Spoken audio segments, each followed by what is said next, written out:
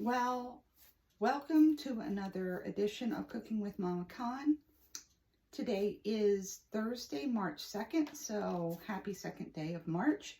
Earlier in the week, I posted on the Facebook page a survey and I asked everybody how they plan their meals. Do you make a plan ahead of time? Do you decide the night before or that morning? Do you ask your family? Or do you just go, let's get takeouts? Because we all do things differently. I'm a planner and I make menus for a week. And we'll talk about that over the weekend. I'm going to do a whole thing about meal planning and why it's really beneficial for your budget. But anyway, when I made this recipe up, I planned this rotisserie style slow cooker chicken, not realizing that today would have been my mother's 95th birthday. This is one of my mom's top 3 meals. In order of yumminess, was number 1 was apple dumplings. And yes, in the Reed household, apple dumplings are dinner. Don't judge, just try it. And I will do that one of these days, just so you can see it's amazing. Number 2 was cream dried beef with fried potatoes. And that woman would want that even in the dead of summer. Oh, I'm like, not doing it now, Ma.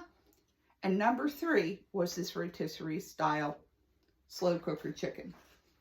So we're going to do that today. So, you know, I think Mom kind of reached out and said, hey, I'm still with you. Let's have chicken.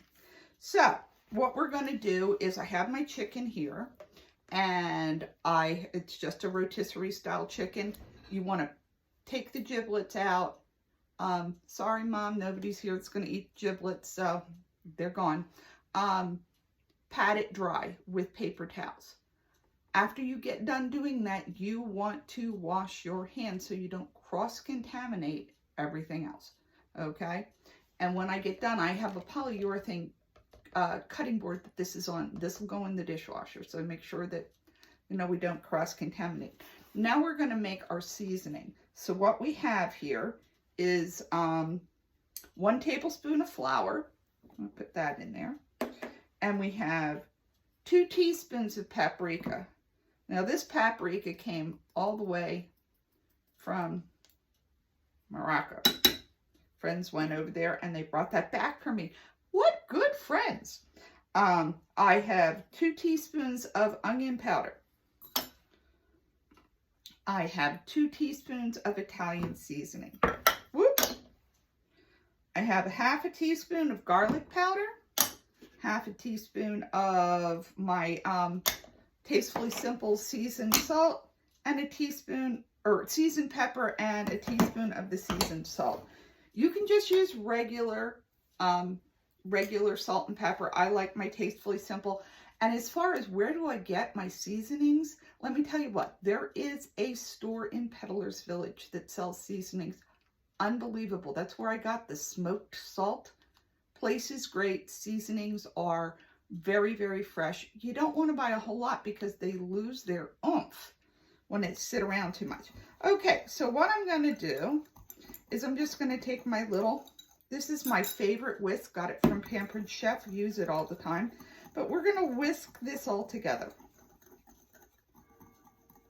so that now you can see the seasoning is nice and mixed up. I actually make a lot of this up at one time and then I pull out what I need when I make it.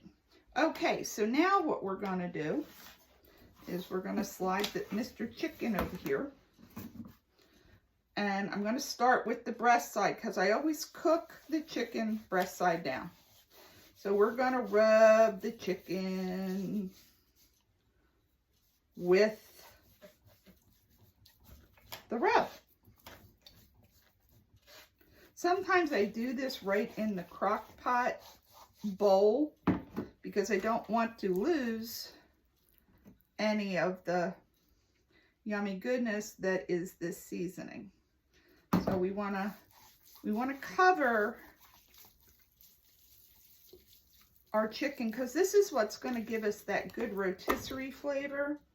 So we really want to cover the chicken well with the seasoning.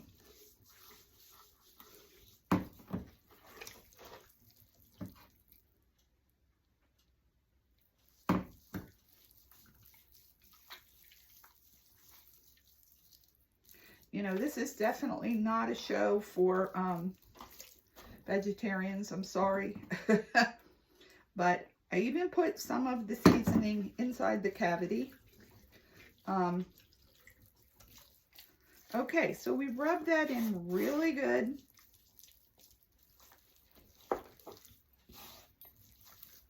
And we just take the whole chicken and we're going to plop it right in the rotisserie bowl. Now, all you're going to have to do then is pop the lid on. Don't add any water. Don't do anything like that. Pop the lid on. Put it on low for 6 to 8 hours. Usually just 6. Depends on how big that chicken is. What's going to happen after you've cooked this? You know, it's all cooked up. I always use the thermometer to make sure it's completely cooked. You're going to take the chicken out. Now, if you like crispy skin, you're going to put this chicken breast side up on a baking pan. You know, just a shallow lip baking pan. Put it under the broiler in your oven for about 5 minutes. That'll crisp up the skin if you really like that. We don't use that, so don't worry about that. But what gets left in this bowl is the juices. Now, if you buy like a Perdue or whatever, all of those chickens you get at the grocery store have been injected with saline to keep them moist when you cook them. That's going to cook out, and you're going to have that in the bowl.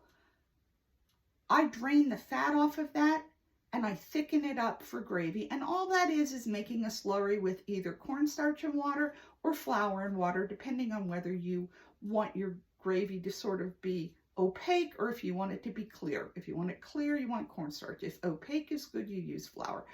And you just make your slurry, add that to the broth. It makes the most flavorful gravy I have ever had. So I'll put the recipe on the website, and I know I forgot yesterday to get the green bean one, so I'll get the green bean on the Facebook page too. And that's what's for dinner, along with stuffing. I'm going to use stovetop, and some roasted broccoli. So that's dinner at the Kahn household. I hope you all have a great day, and I'll talk to you soon. Bye now.